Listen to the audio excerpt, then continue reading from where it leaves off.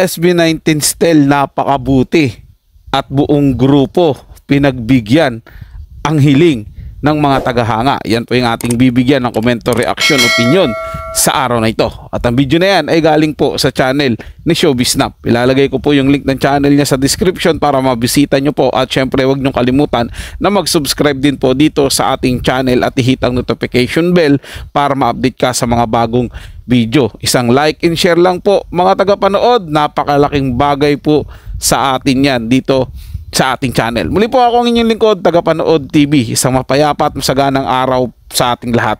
Kaya naman huwag na natin patagalin to. Simulan na po natin ang ating reaction video sa araw na to mga tagapanood. Let's do this!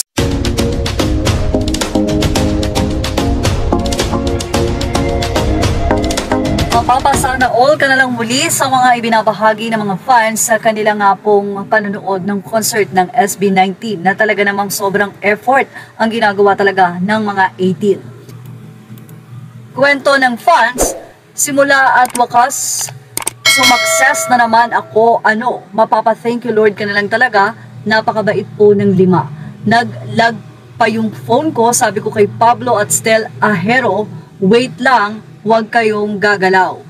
Stel Ahero, so happy to see you smile dun sa binibigay kong Hirono.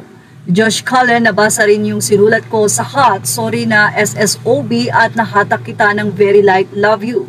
Philip, sana magustuhan mo si Candice, since mahilig ka sa sweets, bawi ako sa inyo, Pablo and Justin. Kahit pagod kayo, super ganda pa rin talaga ng show and effort nyo sa fan service. Balik ulit kayo in 3 months, please. Love you. Mahalima, hashtag SB19, hashtag simula at wakas, hashtag sopechanga at temukula, hashtag 18. Ito naman ang isang kwento pa ng isang fan na si Carla Christine Ruiz. Thank you Mahalima for always giving your 100% best. It was such a surreal and fun experience interacting with each and every one of you. Napakababait and very much approachable.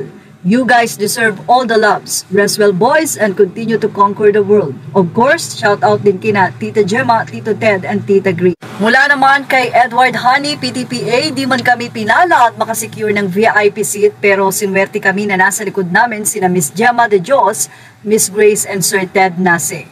Kakakilig. Nagpaalam kaming mag-selfie and they are so cool about it. Selfie taken by my friend Romel Bordon. By the way, share ko din po, nakakataba ng puso na yung katabi namin di kasama sa photo. New 18 sila and throughout the show, puro sila papuri. Galing na galing sila. First time daw nilang manood and misis niya daw po lang ang fan sa una. Now, it's both of them na. So sabi ko, welcome to the fandom po. Samantala, 2x2 naman ang dala nitong si Justin sa Pichanga. At say nga ng mga fans, hoy Justin, mukhang nagiging sadista ka na. Biro pa. Congratulations naman kay Joyce. Pinatunayan niya na tunay na magkakaroon ka ng free ticket sa Acer.